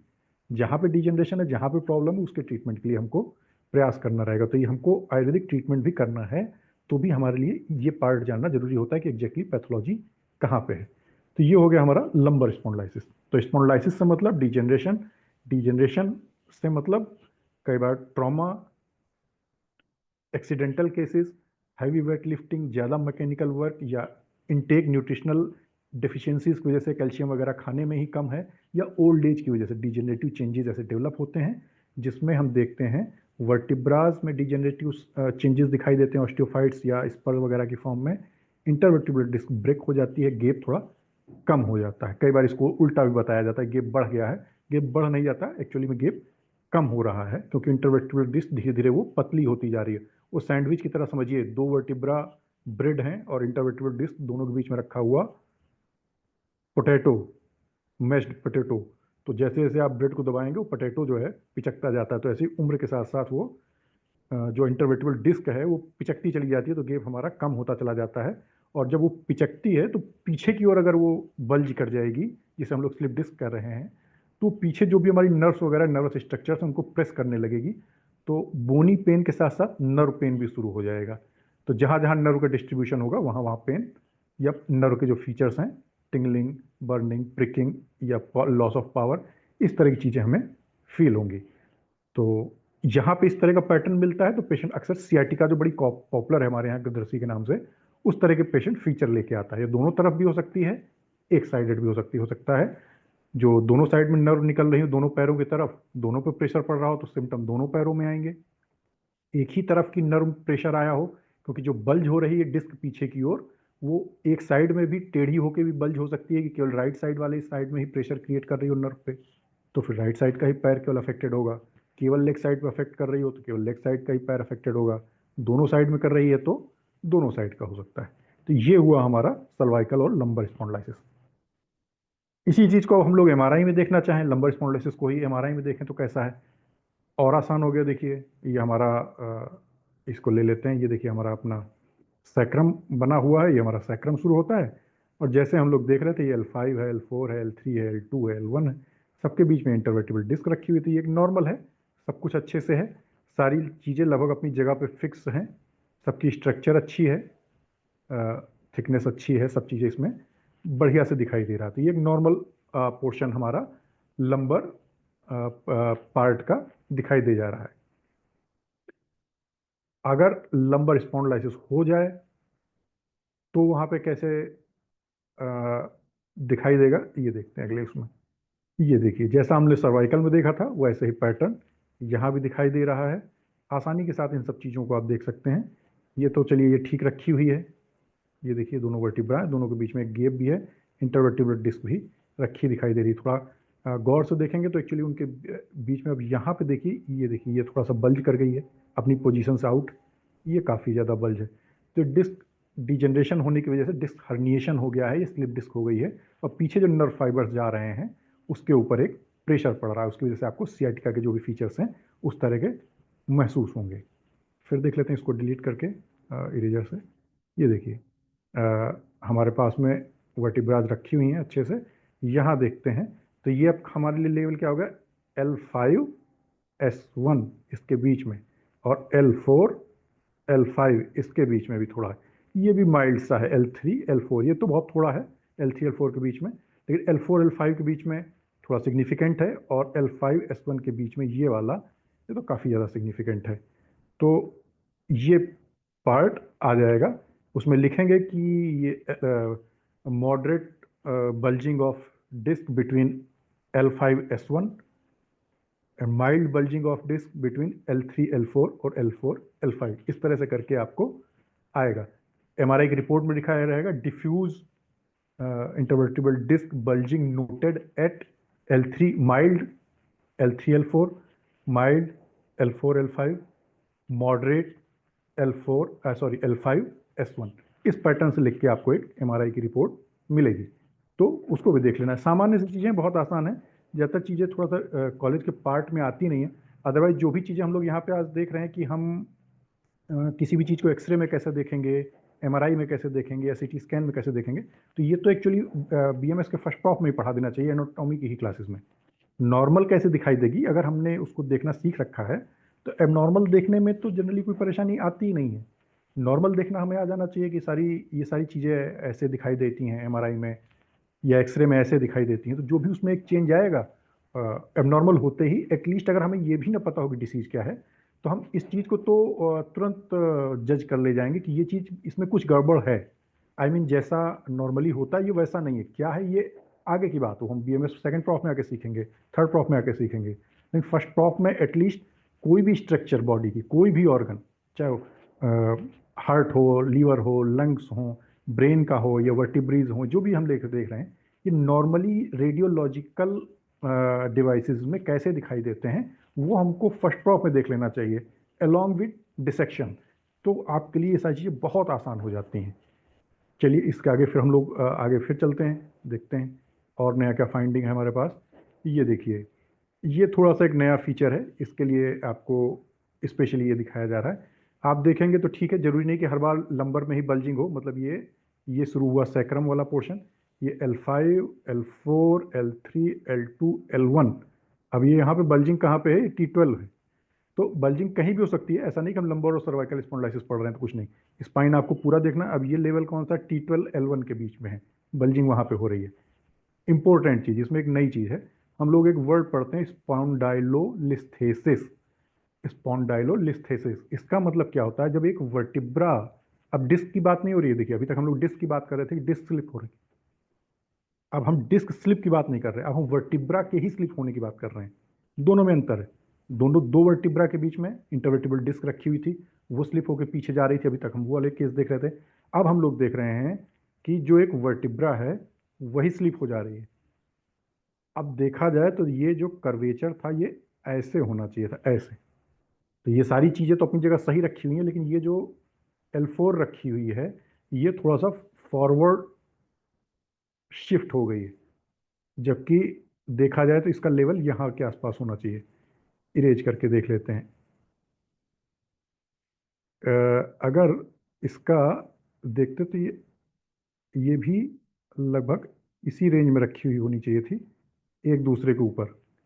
तब ये एक ऐसा कर्वेचर बनता है नॉर्मल जैसा। यहाँ पे क्या है? यहाँ पे थोड़ा सा देखें तो ये जो हमारी L4 है, ये देखिए ये फॉरवर्ड प्रोट्रूड कर गई है, स्लिप कर गई है फॉरवर्ड डायरेक्शन में, थोड़ा सा मूव कर गई है इस L5 के ऊपर। ये देखिए इतना गेप है, इतना ये आगे बढ़ी हुई है। इस कंडीशन को हम लोग कहते हैं स्पॉन्डायोलिस्थेसिस। स्पॉन्डायोलिस्थेसिस में यही पैटर्न होता है कि जो वर्टिब्रा है वो स्लिप कर गई है एक दूसरी अपने नीचे वाली वर्टिब्रा के ऊपर में। तो यहाँ पे L4 वर्टिब्रा जो है L5 वाले के ऊपर स्लिप कर गई है आगे की ओर, फॉरवर्ड साइड में स्लिप हो जा रही। तो ये स्पॉन्डाइलोलिस्थेसिस की सिचुएशन कहलाती है। तो इसको भी हम लोग आसानी से देख सकते हैं। अब बैक और सर्वाइकल से निकल के थोड़ा सा आगे चलते हैं। कई बार पेशेंट कमर में दर्द के साथ आता है, जो एक डिसीज कहलाती है एवैस्कुलर नेक्रोसिस। एवैस्कुलर नेक्रोसिस बहुत सिंपल सी चीज है। एवैस्कुलर मतलब, वैस्कुलर मतलब जहां ब्लड सप्लाई अच्छी हो, एवैस्कुलर मतलब ब्लड सप्लाई होना बंद हो गई। तो ब्लड सप्लाई कम होने लगती है तो नेक्रोसिस मतलब वो टिश्यू डेड हो जाता है। बड़ा कॉमन सी चीज है, कहीं के लिए भी हो, चाहे वो हार्ट अटैक का केस हो, वहां भी जब कोरोनरी सप्लाई बंद हो जाती है तो हार्ट अटैक आने का मतलब, एमआई आने का मतलब कि हार्ट का वो एक पोर्शन जिसको सप्लाई मिल रही थी कोरोनरी की उस ब्रांच से, वो पोर्शन डेड हो जाता है। तो बिल्कुल वही चीज बोन के केस में भी होती है। यहाँ पे हम लोग देखेंगे तो एक नॉर्मल स्ट्रक्चर ऊपर है, एबनॉर्मल नीचे है। दोनों को समझते हैं कैसे? ये देखिए, ये बहुत अच्छे से देखिएगा, ये अच्छे से फिट है। फीमर का हेड राउंड राउंड होता है, बॉल जैसा, वो जाके अपना कैविटी में फिट हो जाता है, जिससे हमारे मूवमेंट्स होते रहते हैं। अब जब वहां पे सप्लाई, इस एरिया में ब्लड सप्लाई वगैरह कम होने लगेगी तो ये एरिया थोड़ा सा डिजेनरेट होने लगेगा। डिजेनरेट होते होते ये एरिया फिर कोलैप्स करने लगता है। अब इसी चीज को देखें, यहाँ तक सब ठीक है, ये तो जैसे होना चाहिए वैसे ही है। इसको देखिए, ये कंटूर, आई मीन गोलाई में ऐसे होना चाहिए था, लेकिन ऐसे नहीं है। ये कहाँ से देखिए, ये देखिए ऐसे यहाँ से ही रोटेट हो जा रहा है। फिर देखते हैं इरेज करके। अब इसको ऊपर वाले हेड से कंपेयर करिए, तब आसानी से समझ पाएंगे। देखिए ये, चूंकि उसकी गोलाई पूरी अच्छे से बनी हुई है, अच्छे से सप्लाई मिल रही है, वो एक नॉर्मल पार्ट। ये देखिए ये टेढ़ा मेढ़ा होके, ये देखिए इट मीन्स हेड का ये पोर्शन जो है सब कॉन्ड्रल डिजेनरेशन हो गया है, कोलैप्स हो गया है।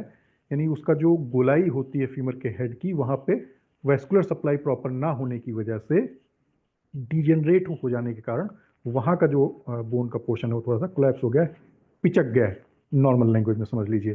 तो उस तरह से आपको दिखाई देगा, जिसकी वजह से वहाँ पे उस साइड का पैर भी है थोड़ा सा आपका हाइट में छोटा हो जाता है। दोनों पैर पेशेंट के पैरल सुपाइन पोजीशन में पेशेंट को लेटाइए और दोनों पैर लंबे लंबे करिए, उनको मेजर करिए।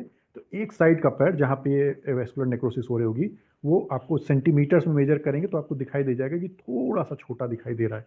तो वो क्लिनिकली भी आप देख सकते हैं, लेकिन यहाँ पे रेडियोलॉजिकली उसको कंफर्म कर सकते हैं। जनरली एवेस्कुलर नेक्रोसिस शुरुआती लेवल पे आती नहीं है एक्सरे में। एक्सरे में अगर एवेस्कुलर नेक्रोसिस दिखाई दे रही है तो समझ लीजिए मॉडरेट टू सीवियर कैटेगरी का है। माइल्ड कैटेगरी के एवियन एक्सरे में दिखाई नहीं देते। तो एक्सरे में दिखाई देना ये एक बड़ी चीज़ है, मतलब डिसीज काफ़ी बढ़ चुकी है। तो उसको हम कहाँ देख सकते हैं? उसको हम एमआरआई में देख सकते हैं। ये देखिए हमने एमआरआई करा ली उसकी तुरंत। अब एमआरआई हो गई तो अब देखते हैं जो चीज़ हम लोग बात कर रहे थे। ये देखिए ये तो वैसे ही हमारा फीमर आ गया। अब इस पोर्शन में देखिए, ये देखिए ये पोर्शन है, इतना जो पोर्शन है ये वाला, ये देखिए डिजेनरेट हो रहा है, वो हमको दिखाई दे रहा है यहाँ पे। अब इसको इरेज कर देते हैं तो आपको फिर अच्छे से दिखाई देगा। ये देखिए ये जो पोर्शन है ये डिजेनरेट हुआ है यहाँ पे। ये एमआरआई में हमको दिखाई दे रहा है, एक्सरे में नहीं दिखाई देता। तो यहीं से डिजेनरेट होना शुरू हुआ है, लाइसिस होगी, कोलैप्स कर जाएगा ये पार्ट। तो धीरे धीरे ये पोर्शन जो राउंड होना चाहिए, राउंड होना चाहिए मतलब जो अभी इसका अ, अभी देखते हैं। ये देखिए ये जो ऐसे गोलाई होनी चाहिए थी वो पिचक के ऐसे टेढ़ी मेढ़ी होके ऐसे हो जाए। यही है avascular necrosis. Vascular supply proper ना मिलने के कारण बोन के उस पार्ट में जो टिश्यू है उसका नेक्रोज्ड हो जाना। तो ये बहुत कॉमन है एवेस्कुलर नेक्रोसिस फीमर हेड के लिए। इसको भी याद रखिए, बड़ी कॉमन है, खूब मिलती है। अक्सर ये डिजेनरेशन की वजह से, ये सब तो है ही पार्ट, चोट लग गई वो भी एक पार्ट हो सकता है, बहुत सारी चीज़ें हैं। लेकिन बड़ा कॉमन जो इसमें एक कॉज है वो है स्टेरॉयड यूज। अगर एक्सेस स्टेरॉयड यूज किया गया है तो एवेस्कुलर नेक्रोसिस खूब मिलती है पेशेंट को। इसके लिए याद रखिएगा, कई बार आप लोगों ने हो सकता है पिछले दिनों सुना होगा कि कोरोना के बाद से एवियन बहुत मिलता है। वो इसीलिए मिलता है क्योंकि कोरोना के टाइम पे जैसे ही पेशेंट्स में थोड़ा भी लंग अफेक्टेड था, धुआंधार तरीके से स्टेरॉइड्स यूज हुए और उसका एक ये साइड इफेक्ट एवियन पे मिला। बहुत सारे लोगों को ये बैक पेन, हिप पेन बना रह रहा है, तो वो एवियन है। स्टेरॉइड के साइड इफेक्ट वजह से भी एवियन का होना बड़ा कॉमन है। तो इसको हमेशा याद रखिएगा। पेशेंट अगर स्टेरॉइड की हिस्ट्री दे रहा है और कमर दर्द या हिप पॉइंट पेन लेके आता है तो थोड़ा सा एक बार आप एक्सरे में तो हो सकता है जल्दी में फाइंडिंग ना आए, कैपेबल है तो एमआरआई करा के देख सकते हैं। अब आ जाते हैं हम लोग नी जॉइंट पे। ये थोड़ा और आसान है। ये ऊपर एक नॉर्मल जॉइंट है हमारा, नॉर्मल नी जॉइंट, जिसमें ये देखते हैं, ये देखिए ये हमारी अपनी एक फीमर है बढ़िया सी, ये हमारी टिबिया हो गई और ये हो गया हमारा फिबुला बगल में। अच्छे से देखिए इनकी डेंसिटी भी अच्छे से दिखाई दे रही है। दोनों के बॉर्डर्स देखिए एकदम शार्प हैं, शार्प बॉर्डर्स हैं, दोनों के बीच में एक गैप भी है। ये थोड़ा सा डेंसिटी दिखाई दे रही है, ये पटेला है, उधर से दिखाई देगा। तो मिटा देते हैं, अब इसको फिर से अच्छे से देख लेते हैं। अब फिर से देख लेते हैं, ये हमारा फीमर, पटेला, टिबिया, फिबुला और दोनों के बीच में ये एक अच्छा गैप दिखाई दे रहा है। प्रॉब्लम आएगी तो इसमें बिल्कुल वैसे ही आएगी जैसे डिजेनरेटिव चेंजेस की वजह से सर्वाइकल और लंबर में आई थी, बिल्कुल वही फीचर्स आएंगे। ये देखिए अब हम लोग इसको देख लेते हैं। ये अब ये हमारा फीमर तो आया। अब यहाँ देखिए ये ऑस्टियोफाइट्स लगे हुए हैं, गैप कम हो गया है। इधर का गैप थोड़ा कुछ कंपेरेटिवली बेटर, लेकिन इधर का ज़्यादा कम हो गया है। मिटा के देख लेते हैं। ये देखिए ये ऊपर उन्होंने इंडिकेशन भी दे रखे हैं कि ये लेटरल साइड है, ये मीडियल साइड है, ऊपर कोने में लिखा हुआ है। तो मीडियल साइड में गैप कंपेरेटिवली थोड़ा ठीक है, लेकिन लेटरल साइड की तरफ से गैप जो है फीमर और टिबिया के बीच में काफ़ी कम हो गया है। ये देखिए ये, लेकिन अभी ट्रीटमेंट करने लायक, अभी कंजर्वेटिव है। ऑलरेडी इसको कई बार नी ट्रांसप्लांटेशन बोल देते हैं, ज़रूरत नहीं है अभी, इसमें मेडिसिन के साथ काम इसका चल जाएगा। लेकिन ये देखें तो ये जो हमारे पास ऑस्टियोफाइट्स हैं, ये देखिए ये ऑस्टियोफाइट्स लगे हुए हैं, ये ऑस्टियोफाइट्स लगे हुए हैं, ये वाली जो चीज़ें हैं ये डिजेनरेशन शो कर रहे हैं। इधर भी है, ये देखिए ये छोटा सा, ऐसा नहीं होना चाहिए। जो रेगुलरिटी, जैसे मैंने कहा था कि याद रखने के लिए सिंपल सा है कि जैसे कोई लोहा हो पुराना हो, उसमें जंग लगा हुआ हो तो उस तरह का दिखाई देता है, तो वैसा ही पार्ट है। अब इसी चीज़ को हम लोग कंपेयर कर लेते हैं तुरंत पीछे से तो और अच्छा क्लियर हो। देखिए ये देखिए इसमें दोनों के बीच में अच्छा सा गैप, टिबिया फिबुला दोनों के बीच में, और सॉरी फीमर और टिबिया के बीच में अच्छा सा गैप है। देखिए इसका मतलब जो हमारे कार्टिलेजेस वगैरह हैं अच्छे से हमें डिजेनरेट नहीं हुए हैं। वो देखिए जिसे कहते हैं बॉर्डर्स, ये पूरी तरह से शार्प हैं, कहीं से कोई दिक्कत नहीं, एकदम गोल गोल अच्छे अच्छे जैसे जैसे होने चाहिए। तो यहाँ पे ऐसा कोई डिजेनरेटिव मार्क नहीं दिखाई दे रहा है। अब यही चीज़ हम लोग पैथोलॉजिकल डिसीज में देख लें, यहाँ पे बहुत सारी चीज़ें ऐसी दिखाई दे रही हैं। ये देखिए, ये देखिए, ये देखिए, छोटा सा निकला हुआ कुछ और गैप में रिडक्शन है। तो ये हो गया ऑस्टियोआर्थराइटिस नी जॉइंट का। थोड़ा और देख लेते हैं, इससे भी खराब पिक्चर हो सकती है। ये आ गया, ये और बेकार है। कंपेरेटिवली देखते हैं, अभी इसको बड़ा करके देख लेते हैं। ये आया, ये देखिए यहाँ लगभग गैप खत्म जैसा है।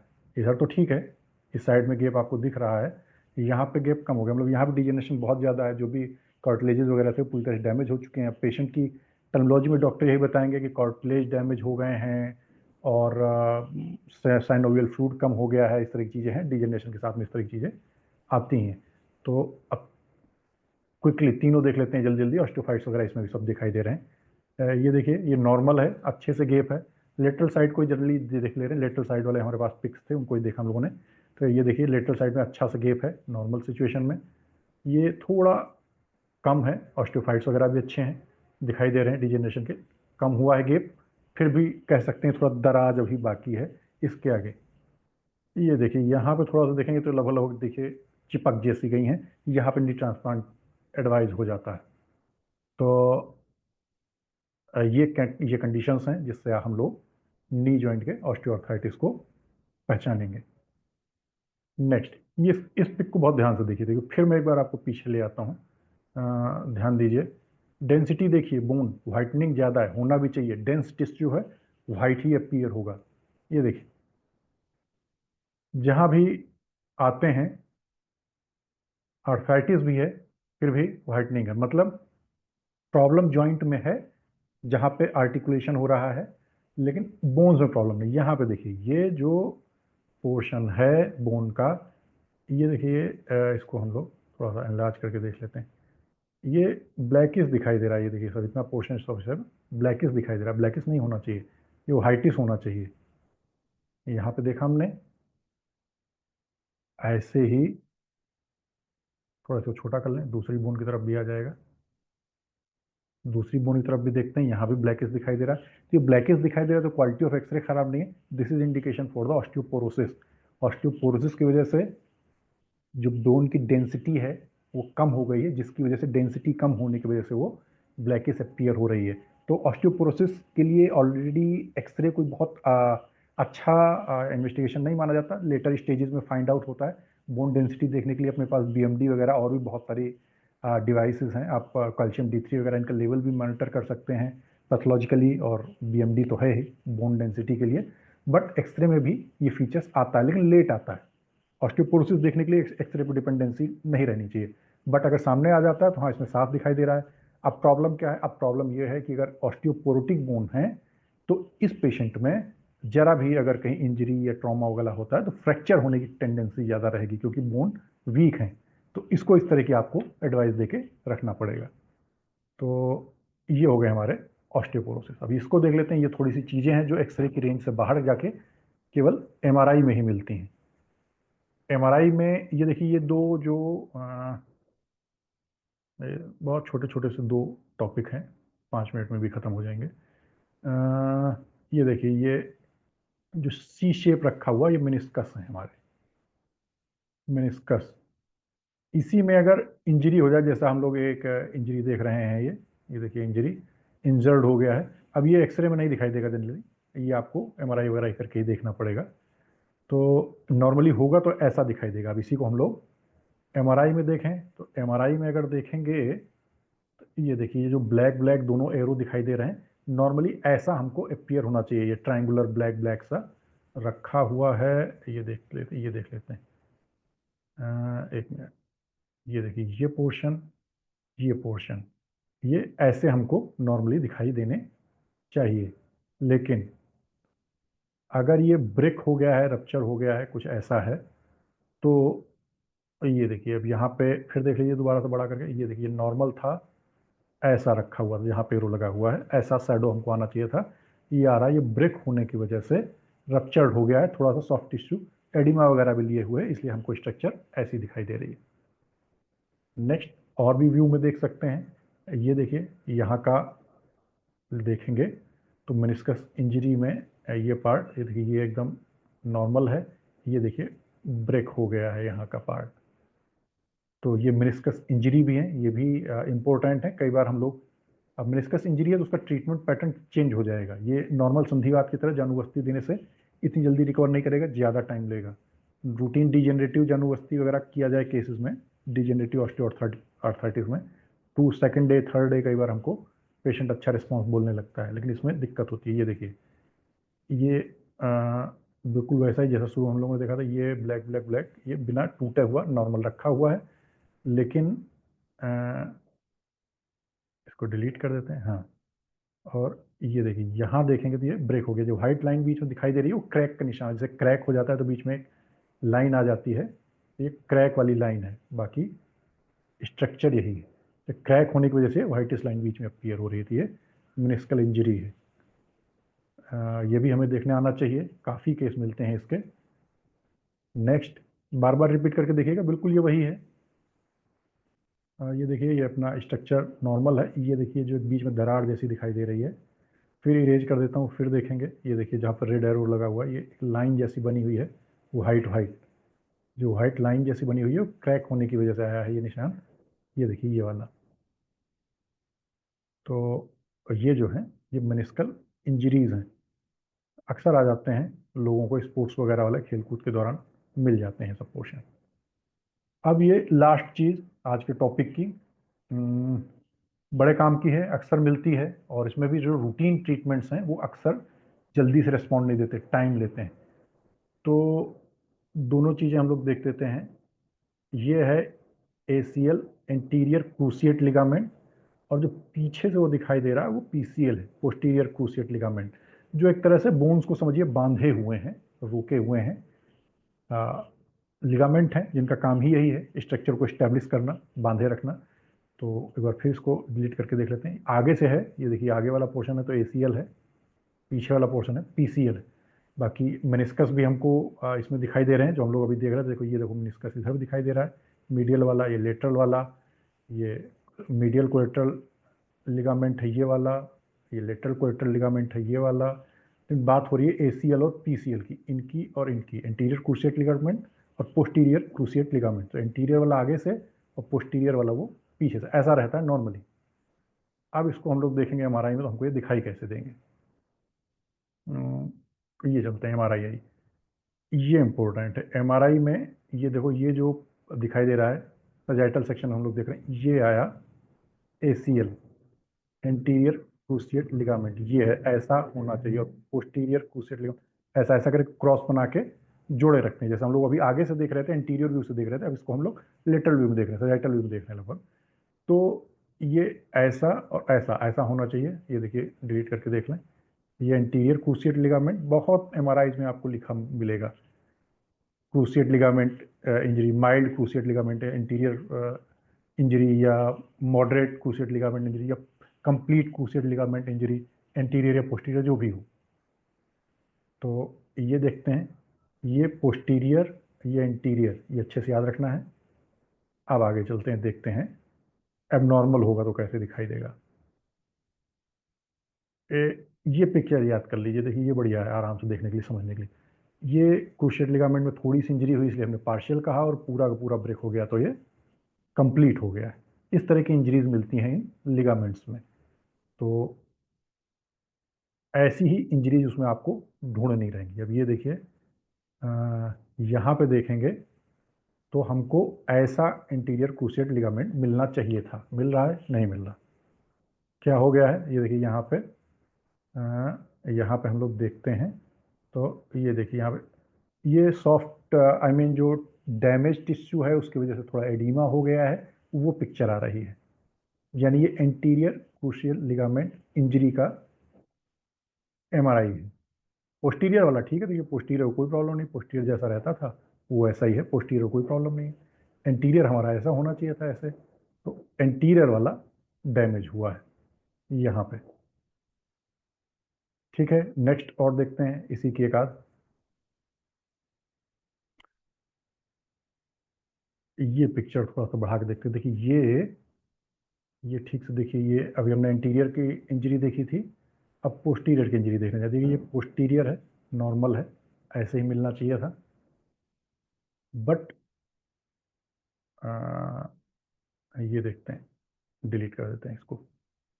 हाँ, ऐसा मिलना चाहिए था। मिल कैसे रहा है, ये देखिए, ये यहाँ पे मिल रहा है आपको। सारा मैटर एनाटॉमी का है। एनाटॉमी में ये पिक्चर थोड़ा सा ब्रेन में रहे। मैं फिर कह रहा हूँ, फर्स्ट पॉप से ही बच्चों को रेडियोलॉजिकल कोई भी स्ट्रक्चर एक्सरे में, एमआरआई में, सीटी स्कैन में कैसे दिखाई देती है, नॉर्मल देखने की आदत रहेगी तो तुरंत वो सामने से दिख जाती है कि भाई ये तो एबनॉर्मल है। हमें दिखना कैसे चाहिए था, फिर मैं आपको याद दिला रहा हूँ। देखिए, ये था, ऐसे था, पोस्टीरियर हमको दिखना चाहिए था। ये तो एंटीरियर है। अब पोस्टीरियर की जगह हम लोग जो देख रहे हैं, ये देखिए, ये पूरा टेढ़ा मेढ़ा होके, इंजर्ड होके, सॉफ्ट टिश्यू एडिमा के साथ में इस तरह का अपीयर हो रहा है। तो ये हो गया हमारा पोस्टीरियर क्रूशियल लिगामेंट इंजरी।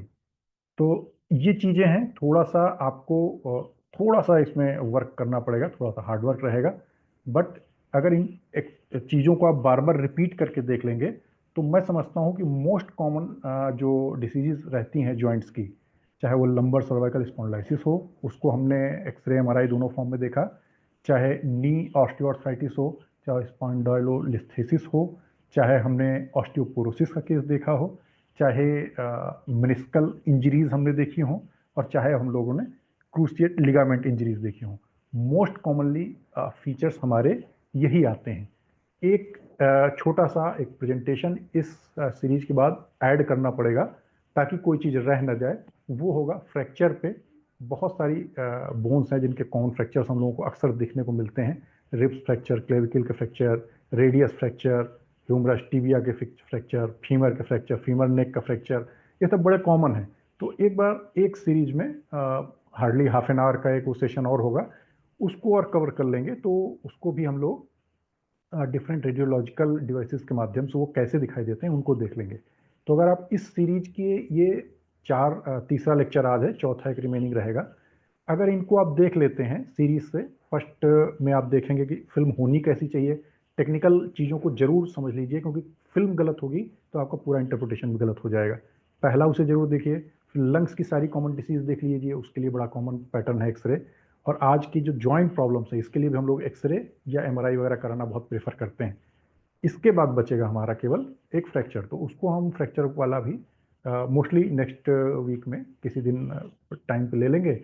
तो ये पोर्शन जो आपका है रेडियोलॉजिकल एविडेंसेस को देखने का, ये क्लियर हो जाएगा।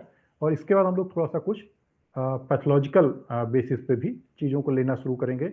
जैसे एक्सरे के बाद हमारे टारगेट में भी ECG, CT scan, 2D eco, इस तरह की चीज़ें हैं जो कि थोड़ा सा कम अभी मैं देख रहा हूँ कॉलेज में पढ़ने पढ़ाने में आ रही, जिसकी वजह से हमारा जो एक स्कॉलर है वो अभी उतना अपडेटेड नहीं रह पा रहा है। इन चीज़ों को जानना और इनके साथ चलना आगे बेहद ज़रूरी है। और इनके बिना आज की प्रैक्टिस में काम नहीं हो सकता। पेशेंट सीधे लाके हमारे सामने एक रिपोर्ट दे रख देता है कि देखिए डॉक्टर साहब क्या हुआ है, वो भी आप ही बताइए, आगे ट्रीटमेंट क्या होगा वो तो आप बताएंगे ही। तो और 4 जगह पूछ के भी आया होता है। तो इसके लिए हमेशा जितना अपडेट होना है, सब चीज़ों में अपडेट होना बहुत ज़रूरी है। तो ये रेडियोलॉजिकल फीचर्स में इसी सीरीज में आगे हम लोग अब एक बार फ्रैक्चर का ले लेंगे, उसके बाद 2D को, स्पेशली हार्ट के लिए बड़ा कॉमन है, ईसीजी हार्ट के लिए, और एमआरआईज जो स्पेशली या सीटी स्कैन जो ब्रेन के लिए किए जाते हैं, उनकी रिपोर्टिंग भी देखनी आनी चाहिए। रिपोर्ट पे डिपेंड मत रहिए, कई बार रिपोर्ट बनाने वाले जल्दी में रिपोर्ट गलत लिख दी और हमने फिल्म देखी नहीं, और रिपोर्ट के बेस पे हमने अपना ट्रीटमेंट करना शुरू कर दिया, क्योंकि हमने ये सोच रखा था कि हमको तो रिपोर्ट देखनी आती नहीं, फिल्म हमको देखनी ही नहीं है, हमको तो बस व्हाइट वाला पेपर जो आता है साथ में उसको पढ़ लेना है। तो उस पर डिपेंड नहीं रहना है, आपको भी कैपेबल होना है कि आप खुद से फिल्म देख सकें। और बहुत बार रिपोर्ट में गलतियां होती हैं, खासतौर से ईसीजी में तो मैक्सिमम टाइम पे गलतियां होती हैं। तो इन्हीं सब चीज़ों के साथ में आपका आपका फिर मैं एक बार वही रिक्वेस्ट करूंगा कि भारत आरोग्य संगठन का जो पहला ग्रुप है वो ऑलरेडी फिल्ड है, 1025 मेंबर हो सकते हैं मैक्सिमम, वो उसमें हैं। सेकंड ग्रुप की लिंक भेज दी गई है, जिनको भी कनेक्ट होना हो अपने फ्रेंड सर्कल में आप बता दीजिए कि उसमें ही कनेक्ट हों। और जो भी डाउट्स हों, क्वेरीज हों, जिस तरह के आपके अपने एक्सपेक्टेशंस हों कि इस तरह के टॉपिक्स पे भी बात की जाए, तो आप लिख के हमको अपना व्हाट्सएप के माध्यम से पर्सनली, चाहे मेल पे हमको भेज सकते हैं। उस तरह की चीज़ों पर हम लोग अपने CMEs कंटिन्यू रखेंगे। टारगेट यही है कि जो प्रैक्टिस में हमारे स्टूडेंट्स आ रहे हैं उनको ज़्यादा से ज़्यादा ईज़ रहे, आसानी रहे, प्रैक्टिस करने में डिफ़िकल्टीज़ ना आए। तो होपफुली आप लोगों ने सभी ने कुछ जो हम लोगों का एक छोटा सा प्रयास था कि जॉइंट डिसऑर्डर्स के बारे में कुछ रेडियोलॉजिकल जानकारी आप लोगों के साथ साझा कर सकें। कुछ चीज़ें थोड़ा सा अच्छे से हो सकता है आपको समझ में आई हों। दोबारा से इसी को देखेंगे तो और अच्छे से चीज़ें क्लियर होंगी, थोड़ा समय देके, और हमारे यूट्यूब चैनल को सब्सक्राइब कर लेंगे तो इस तरह की वीडियोस वगैरह की रिकॉर्डिंग आपको मिलती रहेगी। तो आज के साथ में हम लोग आज के अपने सेशन को कंप्लीट करते हैं। आप सभी को बहुत बहुत धन्यवाद, आप लोगों ने बहुत सारा टाइम दिया। हमारी जो थैंक यू पूरी सर। टीम है उसमें सभी के सभी हमारे यहाँ क्लिनिशियंस हैं। टाइम ज़्यादातर 9:30 10 बजे 11 बजे ऐसे ही मिलता है हॉस्पिटल से आने के बाद। तो हमारे टाइम्स बहुत अच्छे लग्जरी टाइम्स पे नहीं रहते हैं, ये थोड़ा सा हमारे साथ प्रॉब्लम है, लेकिन होपफुली आप लोग भी समझेंगे, क्योंकि ये सब आपका ही कैरियर है। जहाँ हम लोग हैं ऐसे ही कल आप भी इसी तरह के कैरियर में आने वाले हैं। तो जैसे जैसे समय मिलेगा सभी के साथ इंटरेक्शन चलता रहेगा। बाकी आप कोई प्रॉब्लम हो खुद से लिख के भेज सकते हैं। धन्यवाद, बहुत बहुत धन्यवाद आप सभी का। Thank you.